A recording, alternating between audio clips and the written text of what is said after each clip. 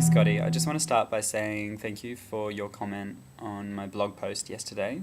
I was feeling a little moody, and those comments that I received in response to the blog post really were uplifting and made me feel better about the situation, and everything will just work itself out, I think. So thanks for that. Oh, if you don't know what I'm talking about, have a look at my blog. I'll put a link in the description.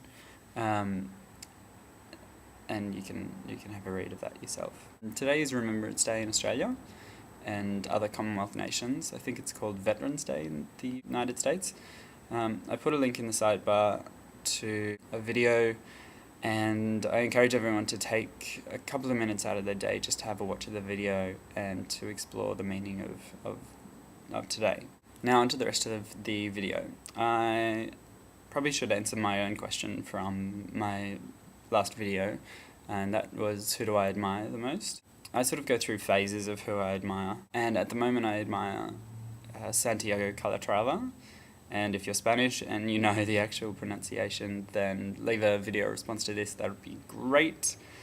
He's an architect, engineer and a sculptor, and a man who really has a true passion for what he does in life, and he's very well respected for his work. He's actually the architect for the new Path train station at Ground Zero in New York.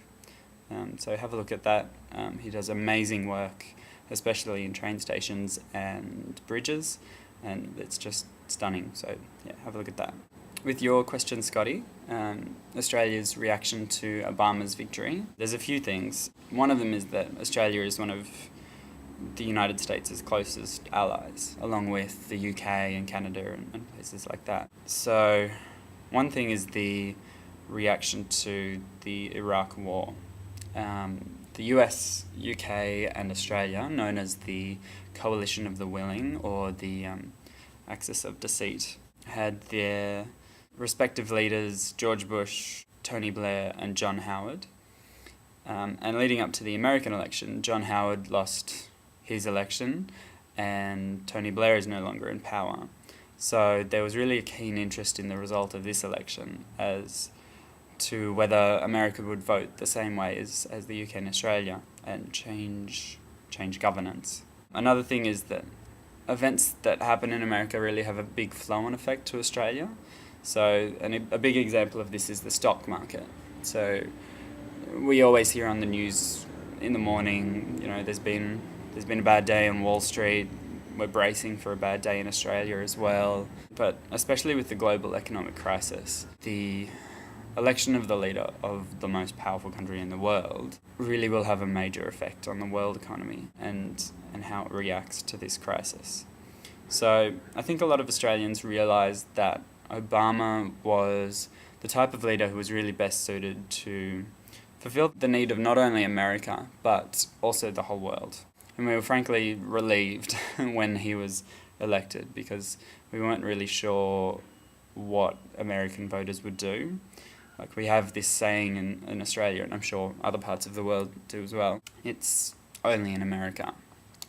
So a good example of that is, only in America would someone like Sarah Palin get so close to not only the vice presidency, but the presidency. Yeah, we really didn't know what to expect. And whatever happened, if an odd thing happened in the election, then we would have just said, only in America could that sort of thing happen.